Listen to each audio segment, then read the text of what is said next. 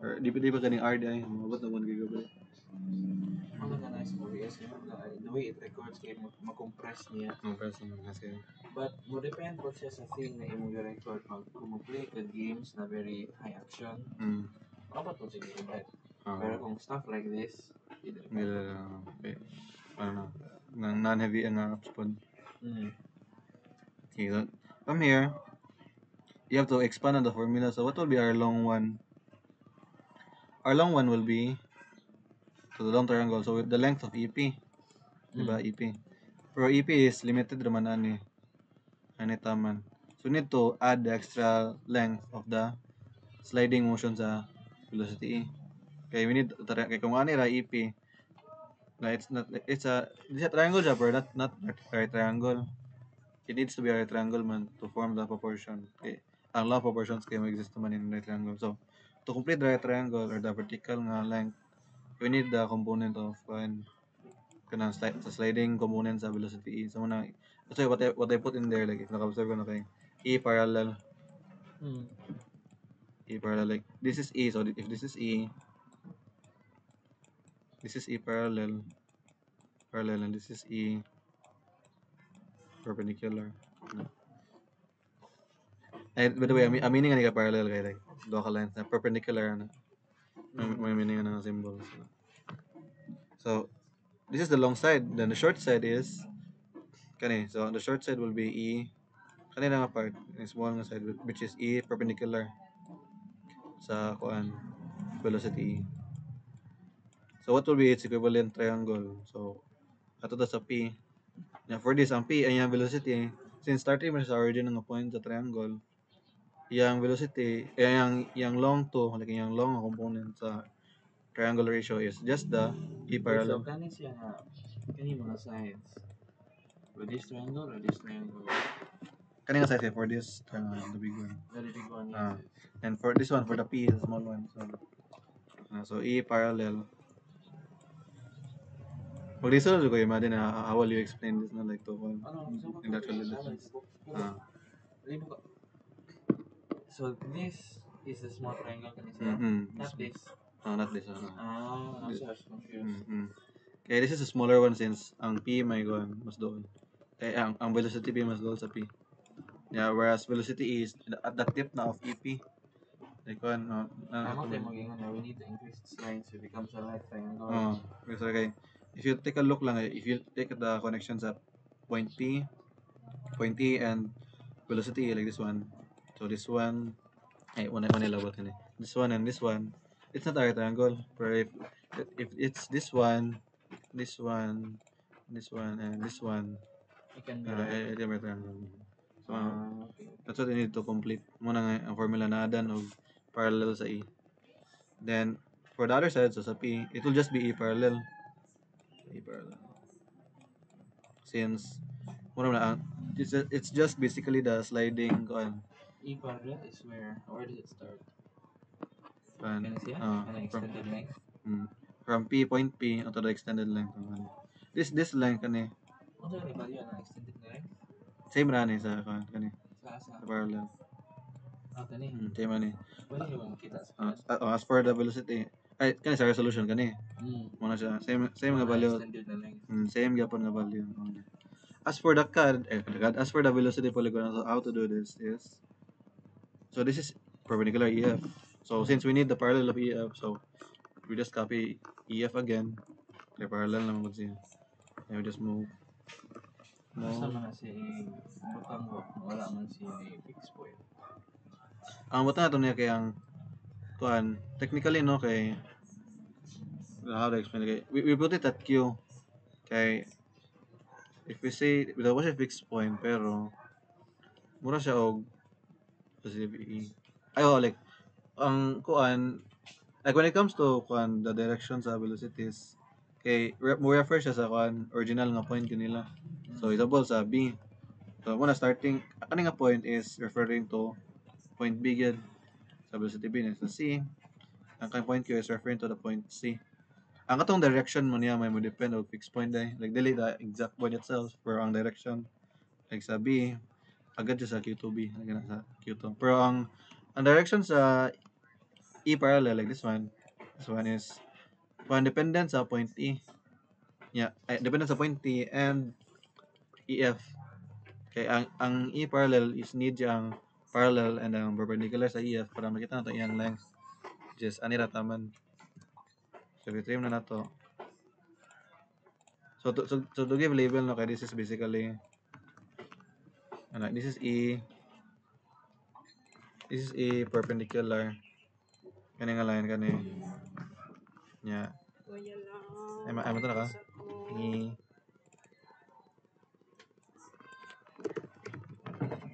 Okay. Buyers. Yan, sa Mudoy. Yes, sir. Oo, yan. Magbaang ka ng Mudoy. Karan ba? Ha? Oh, sige, bye. Ay, mambing. The parallel. Kana siya. So, ano naman to? Ada. So, ang basically, this is, kani nga direction, di ba kay? This is where F will lie, like, somewhere ano direction. Yeah. Similar po sa sa parallel. Asa kanina gikan? Kanina line. Perpendicular sa iya. So, ginaisi na siya. 90 degrees. And then katong parallel na line, asa kanina gikan? And the same line. So this is basically the same as the parallel line. man. So, You go paste na. Then the intersection will be the length E parallel. Then that length is what we will use to substitute ang formula. As for E parallel niya. Ang value ng E parallel is asa gikan?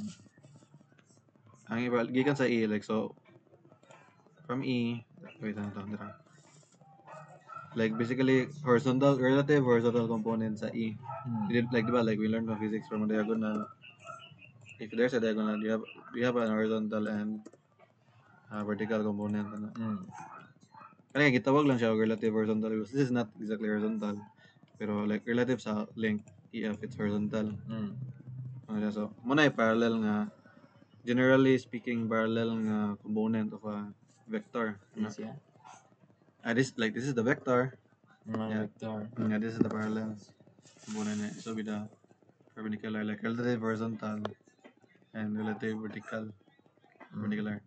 In general, but for this component, E parallel is where and E parallel. So we're talking about velocity. Velocity is going here. So dili gid dito ang E parallel facing facing. So parallel. So yeah, the parallel velocity of E is basically the sliding velocity of E. Then the perpendicular. So I think mas masabtan ni katunayan ka solution compositional ko kung ka naman. So this one. Velocity E. This is one. And then kini is parallel ito ba? Dili kani. Kuan mura og yung translation sa ang tawag ani is rotational translation. Ang pag-trace sa point padung sa center of rotation.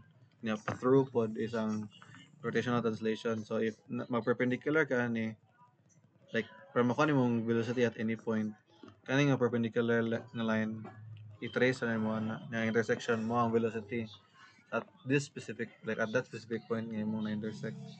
So di ni mang parallel. Di mo kani parallel kani. Ano kani man? And not this. Okay. Siya ang we're referring to the link EF. So if you say parallel to the link, so connected di sa straight parallel sa link. This is not the link man.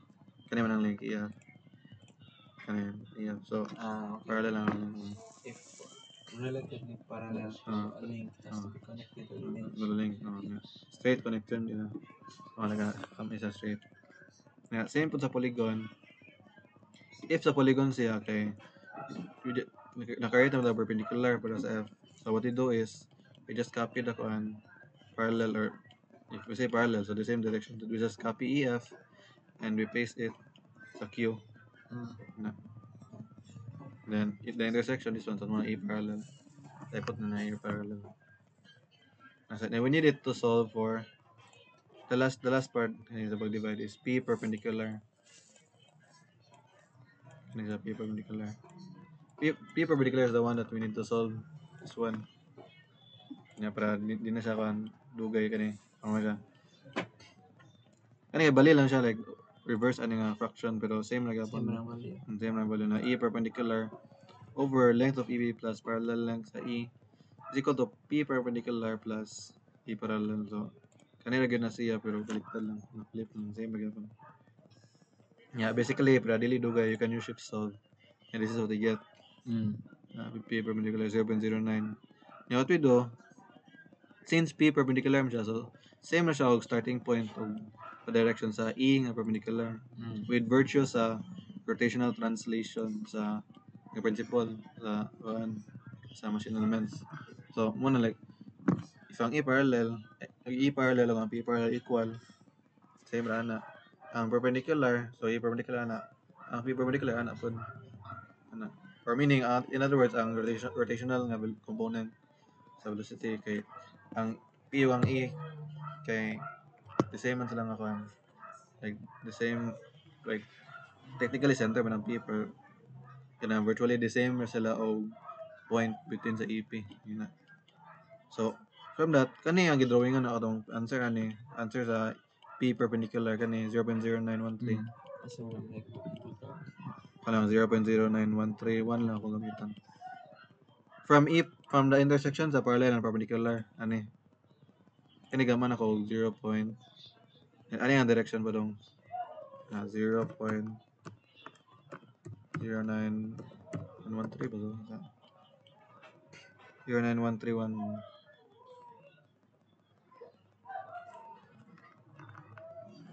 0.09131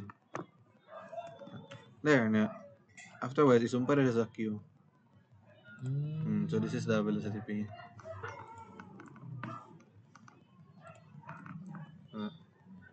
So, relative velocity method or polygon, nakuha ni parallel, perpendicular, ni mga solve ratio, ganun, na ratio stuff, para makuha ang actual length. Parallel, then, di parallel din sa P, di parallel, perpendicular sa P, then connect sa Q. Okay. Kaya ito, ang Q by the end of it all, kaya ang Q may makonect. Kaya we're referring to an original point no, sa P. Mana. So, mag-start kita na Kaya dito. siya ba? Kaya may trim. Ay, trim na sa trim.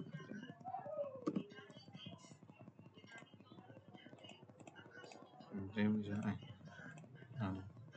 Trim.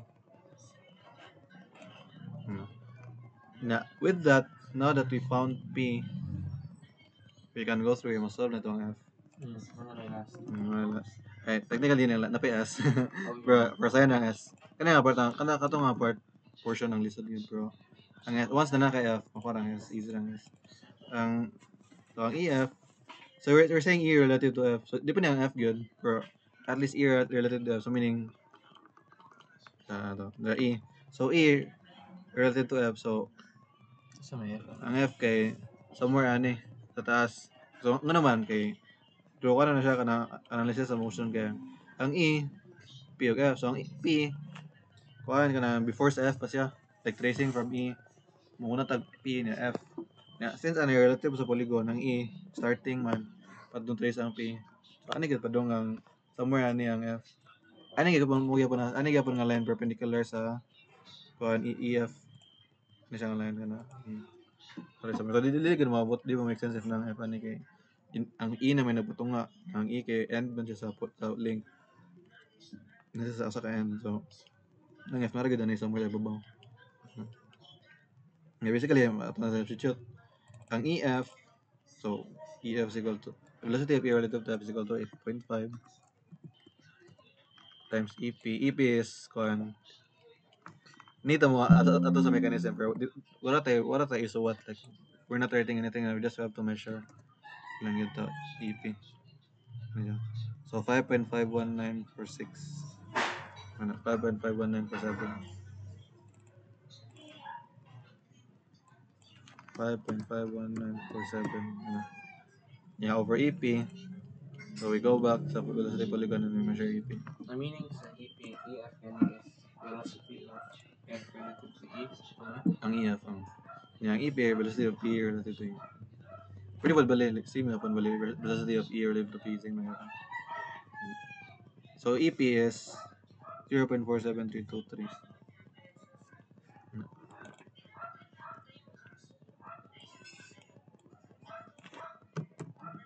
47323. Ano. So EF na natin dito. Mas accurate lang na siya. Ano to? 8.5, 5.51947, 5.51946 ano. Nga times 0.47323.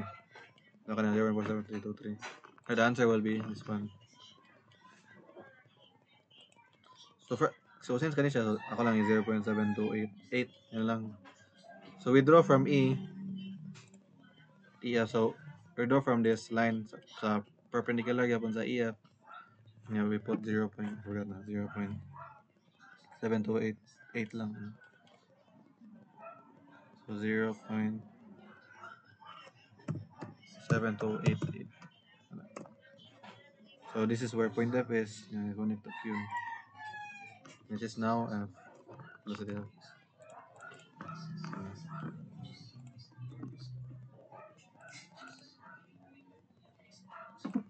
Yeah, we can verify sa one graphical. If this is graphical, this is gonna be very easy to get. Okay? Just use the the translation, rotational translation ng principle. Labay i-go through sa point P niya. Labay sa point F. Yeah, component ra. Kaya yung value EF. Asa ko yung i-draw sa polygon? So polygon starting from E E. all the way up there. Okay, we found man EB to be up here. So EF should be through P, naglapas sa P. Relative po sa mechanism kay E, P and F. So na po siya sa mga Kaya dira ang direction. Yeah, ano to? Ito i-confirm. So kani i-move na to. So same na siya. Same na lines. So mga siya sa velocity F. Finally, ang S. When it comes to slider, na special nga rule. This is a iwas ko no kamay ko. Asa ito isolve na to? Yes. EP. Ang EP kay this one. Wait, EP is... ang EP, need na to ang velocity P first. Para masolve ang EP. Ang EP is basically connection na sa E and P sa polygon. So, ang ipakita na to kay this one. Kaya itong isolve. Before sa EP and then sa EF. How did we get this one? Sa P. So, through rational proportion sa right triangles. Pabalik na nino sa katong. So we need translational and linear translation and Sa paint. nasa paint. Kaya ganyan value nato sa P. EP. Kaya value. EP is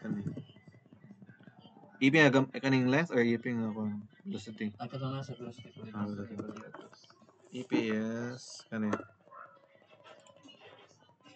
so 0.47323 mo po niya akong gigamit sa pag-solve. So mo to nakuha ra kadugay ng EF. Okay. Technically mo rin ang formula gyud kani. Pero we don't know EP man. Yeah.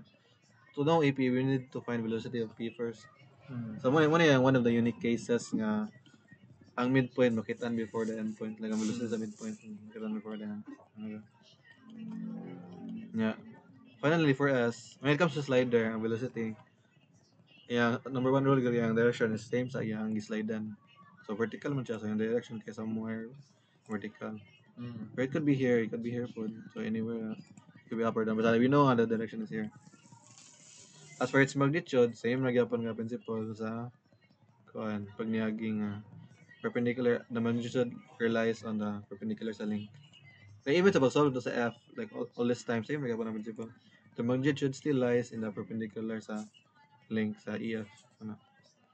Ang direction lagay medyo libog-libog sa part sa F. So F dito kitang itaan ba sa velocity polygon? 22. Both velocity and acceleration.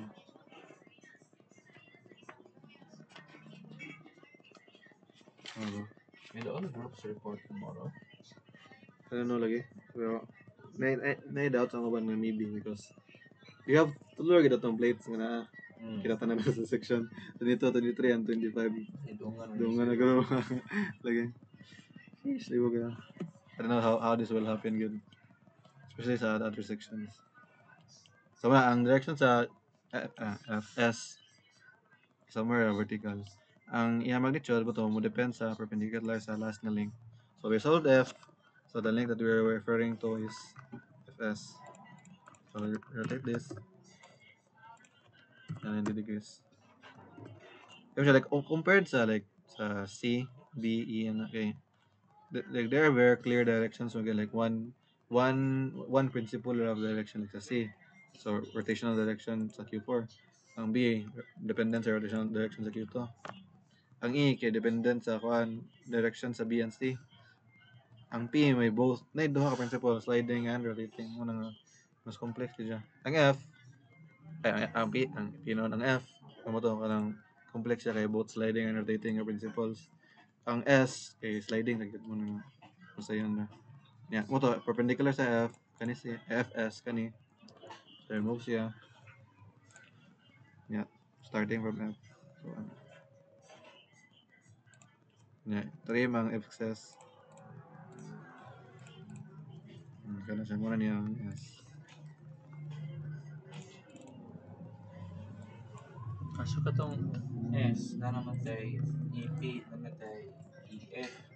So katong S perpendicular ra itong connecting. Kaning S perpendicular ni then since we know vertical connect sa Q vertically. Then what did we do? How did we get this? We connect ang F to S. This is the perpendicular. This link is perpendicular of Fs.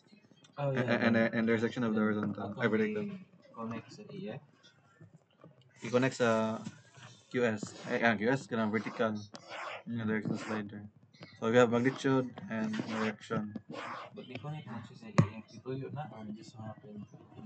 They happen na sa happen. Kaya from F gid like starting from F. From the last velocity.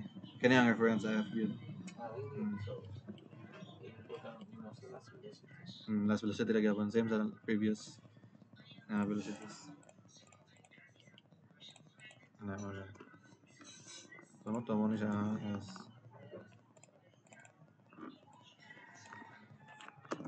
you have to verify.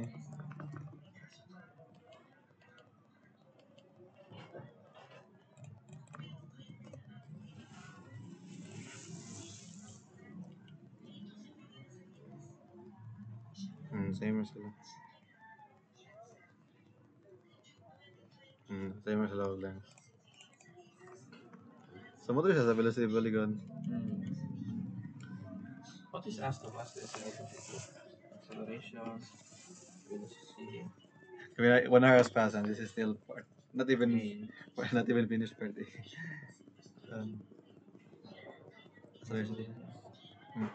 The thing is, kaning BNC dali ra niya as long as mo mo polygon. Kaya the answers in BNC are all in the polygon naman. Once magets nimo. Ang way lang sa pag-solve sa BNC is just measure the lengths nga gibasihan like the particular accelerations. Then multiply it with your scale. Oh yeah. Ano na? Kaning instantaneous angular velocities. Kaning instantaneous Angular velocities. Angular velocity is ang kay formula follow. Ang formula is angular velocity ano na siya? BC, EF, and ES. The formula of angular velocity is like this. It's equal to the length as a length times ang linear velocity. So example, BC. So the angular velocity of BC is equal to the length of BC, so BC, times the velocity of B relative to C. Kaning V mo ni ang linear velocity sa itong Lengths. polygon. For B relative to C man so dili B nor C. B relative to C, so meaning kani nga velocity kani. Kaya dili kana kani. Kani siya from B to C. I-measure na niyo na. Don't forget to multiply the scale. So 0.25 first. Yan times length sa BC. Yeah, for every point. So for every given, yung episode niyo BC, EF, After mo, kung mga acceleration po rin ganyan, tingin sa just multiply na. Actually, makuha na ninyo yung kuan kaning C. Letter C. Kaya naman velocity polygon naman ang nila ni. C. So masolve yan C. Ano siya niya? Kuan. Ang kuan ang importante kay what na. Wala siya ningon no. Typically yung nalagay sa units. Kaya ang unit nga maabot ninyo ano eh, kung largo ra katong BC o gang o length sa BC o gang velocity is feet per second man no niya. Kuan. O radian per second yung wait lang. Radian. Ay balid ay sorry. Kuan. Dapat pa siya. Dapat linear velocity over length na. Daily times length. So meaning BC ni siya. Velocity will be related to C divided by length BC. Ang principle. Okay, kung ang BC, ang unit sa BC, kaya kung man feet per second. Yeah, divide sa length. Dapat naka-fit ang length. Kaya inches man itong given. Para makancel ang unit. So, what remains is, katong yun ako, if no length, unit of length mabilin, what appears is radian. Radian per second. If you need to convert to RPM, so what you do is just multiply with 60 over 2 pi. Okay, we use 2 pi over 60, ganyan, like back. So we use 2 pi over 60 to solve for the derivative velocity linear, from angular to linear. So from linear to angular, this one is the conversion, 60 reverse 60 over 2 pi.